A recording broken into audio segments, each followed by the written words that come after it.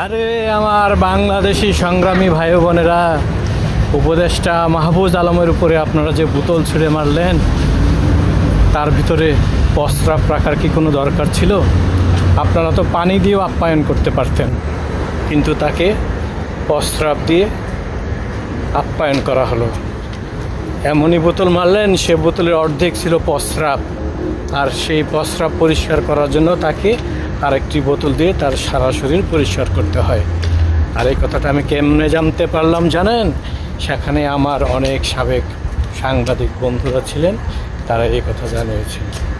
আপনারা আসলে খুব দুষ্ট হয়ে গেছেন। এত দুষ্টমি করা ঠিক না, এত দুষ্টামি করা ঠিক না।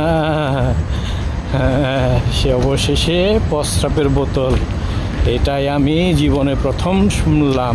এর আগে শুনেছি কাউকে ডিম মারা হয়, কাউকে পানি মারা হয়, কাউকে চেয়ার ছুঁড়ে মারা, কিন্তু প্রস্রাব ছুঁড়ে মারা এটাই তো তাদের যোগ্য প্রাপ্য, তাই না? এই জন্যই বলি, সময় থাকতে থাকতে বিদায় হোক, ঠিক না ভাই বোনেরা?